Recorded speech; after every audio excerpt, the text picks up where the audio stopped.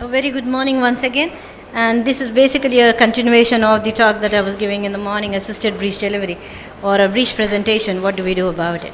And the title that was given to me was Turning Around External Cephalic Version and Internal Cephalic Version. Very important for all of you to know that ever since Dr. Jayakishan gave me this topic, I have tried to get one case which I could tape. There were no breech deliveries in the past 4 months, assisted breech delivery. We had the second twin as a breech delivery definitely, but a singleton breech delivery we never had.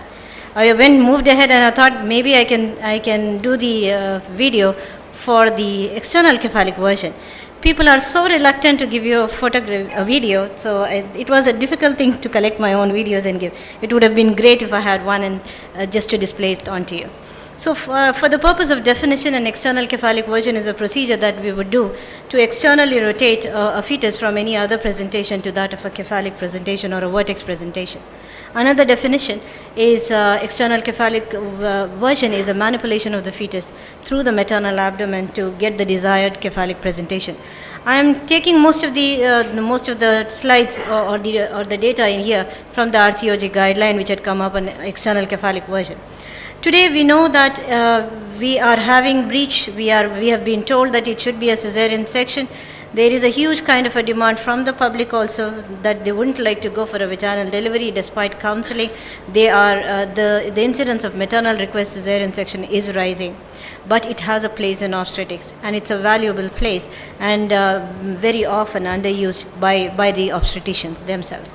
So what are the options that we have for a breech delivery?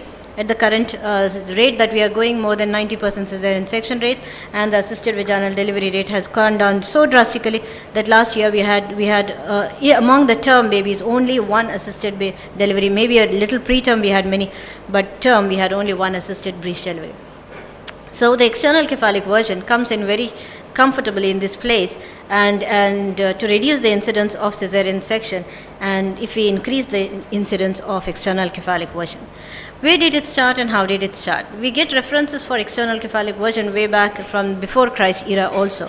But this procedure was revived in 1980s with the Berlin Protocol, and the safety profile of ECV today is brilliant. If you take a look at the complication rate, if you take a look at its adverse outcomes or what can go wrong, we find that it's a relatively very safe procedure and we need to get it into our practice. So external cephalic version, the guidelines recommend that all women with an uncomplicated breech delivery at term for 37 to 42 weeks should be offered external cephalic version. There is a significant reduction in the risk of cesarean section if it reverts back to a vertex presentation. If you take a look at the odds ratio, take a look at 0.4, so almost a 60% reduction in the incidence of cesarean section can be brought about. How efficacious is this procedure? Very effective. The success rates in various literatures have been quoted to be between 35 to 68%. If you take a look at the relative risk, 0.38, almost 0.4, and look at the confidence intervals, 95% confident, and the risk difference is 52%. Numbers needed to treat is only 2. So a brilliant procedure to reduce the cesarean section rate in this population. We also need to know what are the version rates. When a person walks in at 37 weeks and I tell them that your baby is head up and you would require a procedure for a delivery, for a normal delivery, then the first thing they ask, can I wait till 40 weeks? Okay, maybe the baby will turn on its own. So spontaneous version rates after 36 weeks go down drastically. Only 8% of the babies would turn. After an unsuccessful ECV, the rates are still more or less than 5%. What are the chances that a baby will revert back to a breech presentation after ECV? It is less than 5%. So very few babies actually revert back to the breech presentation after an ECV. When should it be done? Okay, the RCOG states that should be offered from 36 weeks onwards from nulliparous women and for 37 weeks onwards in multiparous women. There has been no defined upper limit of the gestational age that it cannot be done after 40 weeks or of 41 weeks. There is no definite upper limit for the time interval that you can do. What are the precautions? We were actually taught that the standard preoperative precautions would be done for these cases, and in case if there is a need for cesarean section, we would keep her NBM and push it into the theater. Nowadays we don't do all the standard pre-op preparation, but we definitely keep the patient NBM and do it as a first procedure in the day, so that if it is an indication for a cesarean section, we can move forward very comfortably. Now, important to remember that many people also have lots of doubts. Will it be painful? Because there are videos on the YouTube which people will go through and come to you when they are counseled about ECV. You have to tell them that it might be a little painful, and the procedure will be stopped if they wish to, or if they find it extremely painful and it won't go through the procedure at any point of time. The absolute contraindications we need to remember where cesarean section delivery is required: antepartum hemorrhage, especially within the last 7 days; abnormal cardiotocography, because we need the fetus to be in good health and or proven documented good health; major uterine anomaly, ruptured membranes, and multiple pregnancy. Yes, you can use it for the second twin after the delivery of the first twin. The relative contraindications would be a small for gestational age fetus, any complications of the mother and the fetus, then we would try not to add in another risk factor of an ECV. Proteinuric preeclampsia, abnormal Doppler, oligohydramnios, major fetal anomalies, scarred uterus, and an unstable lie. Again, a word of caution at this point: a scarred uterus, myomectomy, I would not like to go through. Maybe 2 previous section, 3 previous section, you don't have a valid reason to do that, but 1 previous cesarean section, we in our institute definitely counsel for ECV before moving forward, and the evidence supports the use of ECV in 1 previous cesarean section. Now, do we have, when we take a look at 100 breech presentations, do we have a huge proportion of contraindications?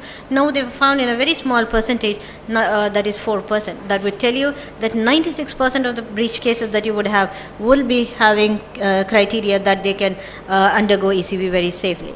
We also need to remember that post-ECV interventions, the cesarean section rates were found to be 2 times higher, definitely an increased induction rate, and they also had a small increase in the instrumental delivery rate in this group too. So once we decide that we are going to go ahead and do an ECV, what are the factors that would be affecting this the success rate? Very important: race. If you see Caucasian population, very recently I've done an ECV for a Caucasian couple, and very comfortable. They have a very different kind of a pelvis. They deliver so easily, so comfortably. Parity, multiparous woman, you have a very high success rates, or once the baby comes back to normal, her pelvis has been proven, and you would love to do it in a multi and then prevent a cesarean section in her. Uterine tone, we would discuss in tocolysis, like a volume engagement of the breech is the most important. If somebody were to ask me what is the one factor that you would see it or determine whether your procedure will be successful or not, it is the engagement of the breech. If it is very nicely engaged into the pelvis, you will find it very difficult to take it out up and then rotate it, and that's been, even with a head low position, the breech will not move up. But if you have a floating non-engaged breech, it's so easy to do the external cephalic version and very comfortable too for the patient. Now, if the head is palpable, use of tocolysis definitely was a factor.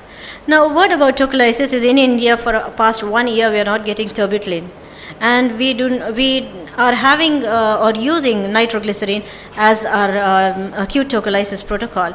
But then GTN was not found to be very good as far as improving external cephalic version or tocolysis for ECV. What is the difference? It's a very short acting, maybe for 5 to 10 minutes. It doesn't act for a long time, possibly, but we are still using GTN because we don't have any other options. You can use Rytodrin IV for giving tocolysis. We have also done ECV under regional anesthesia because there have been papers over the past few years that if you give a spinal or a regional anesthesia and then do an ECV, the success rates are higher. So what we usually do is we counsel them that we would prepare you for a section. You have come for a cesarean section, but is it possible for us to try and see whether the baby reverts to a normal, and then we take you off the table and have a normal delivery. There have been people who are agreeing to the procedure, and it has been pretty successful. We did 2 cases till now, and both of them we could manage to convert into a cephalic presentation. So how do we improve the ECV rates further? One of the main drawbacks with ECV counseling is they would be okay with you when you first tell them that this is a possibility, we can turn your baby into a cephalic presentation. They would go home, and the culture in India or in Indian culture does not allow any manipulations with the fetus. So they would come back and tell you that no, people at home told us not to do anything with the baby. So that's the most difficult part of the entire ECV service that we have. Women also should be told that with a trained operator, the success will be over 50 to 60%, and attempts can be successful, but this rate can be individualized for them. That is, if you have a thin, lean person where you can very nicely feel the baby catch, versus an obese lady who is BMI 40, where I really don't know how to hold the baby properly and do a version. So individual factors definitely play a role in improving ECV rates. Women should also be counseled that ECV has a very low complication rate, and the need for an emergency cesarean section immediately during would be somewhere around 0.5%. It might be much higher for a trial, for an induction of labor, or a nulliparous cephalic woman who's walking into the labor ward. We need to tell her that yes, possibility of placental abruption, uterine rupture, fetal-maternal hemorrhage, all are a possibility. They did not find any differences in the neonatal mortality rate, but only a 0.5% emergency cesarean section rate. Now, a word about fetal-maternal hemorrhage. If it is an Rh negative mother with a partner Rh positive, definitely she deserves to have an anti-D. So many a times I have had people waiting for the ICT to give the anti-D. No, whenever you have an event, you give the anti-D as a protective means for that procedure-related fetal-maternal hemorrhage. Now, further moving across, use of tocolytics with beta sympathomimetics should be offered. Very recently, we have had a couple who went on to write at length as to why we did not give tocolysis while attempting an ECV. So we had to really justify as to why we did not. We did not have terbutaline, and in that short phase where before we moved on to GTN, we did not have any drug available for acute tocolysis, and that was the time wherein we felt that no, we would have a counseling form and a counseling chart where we would specify each one of the aspects of ECV before we take consent and proceed forward. Okay, so Rytodrin, salbutamol, and terbutaline were found to be equally effective, and we have got this into our protocol now. Summary. We need to discuss the benefits and risk of ECV very accurately. We need to have an ECV service in our hospital, respective places. We have 3 of our consultants who have been trained to do an ECV, and not all of us does that, so that the expertise improve in a group of population. Now, detailed information, preferably written information, has to be written, because if anything goes wrong, you will get people coming back, and you may not be able to stand in front of them. Then consent may also need to be appropriate. We have a consent form, we have a detailed information chart, because sometimes the documentation may be lacking when you are doing an ECV. Moving to this other aspect of the session that I was given, internal podalic version, very rarely used procedure, but again, before 2000 and after 2000, or before Mary Hannah gave that term breech trial, I think we were all very comfortable in all these procedures. All those people who work in the government hospitals must have performed many times internal podalic version. I myself have performed many times when I was in the government hospital, but in Fernandez, okay, only for the second twin, sometimes they will give you a call saying that, can you do an internal podalic version? So the 2 indications would be, okay, for the second twin, wherein the baby is in a transverse lie, you want to do an internal podalic version and take the baby out. The second would be, if you have an IUFD and a transverse lie, you wait for the full dilatation, and maybe you can do an internal podalic version and deliver. It is also much safer that you can take the patient into the theater and do it over here, and if it fails, if you're not able to take it out, you can proceed with the cesarean section. But before a cesarean section, definitely internal podalic version can be a procedure that can come to our mind. The success rates of internal podalic version was given as 52% in this article, but if you are doing it for a smaller baby, 32 weeks, 34 weeks IUFT, it would be good rates. I haven't had a failure for if you choose your cases very well. So what procedure do they do?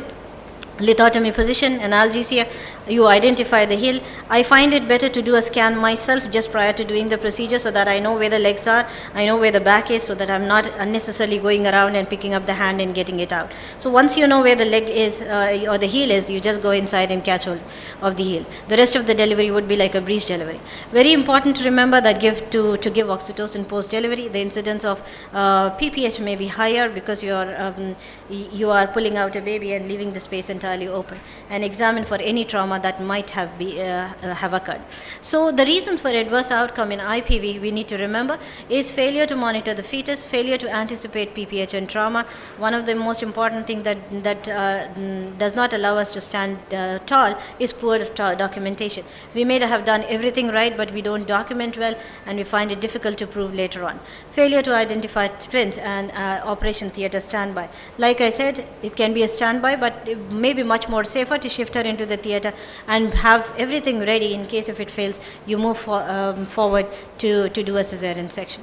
So as a conclusion, the ECV and the IPV, or the external cephalic version and the internal podalic version, are proven interventions and should be offered to all mothers who have a breech presentation. We had a big argument saying that most of the doctors over here are not very well familiar with these procedures, and how can you make it into a protocol? So till they become familiar, till they become one of us who is very well versed with the procedures, may have to be walking in, but otherwise we lose a skill, and it would be one of those buried obstetric skills, and it would go behind in another 10 years. So thank you so much for this time, and I enjoyed the hospitality very much. Thank you so much.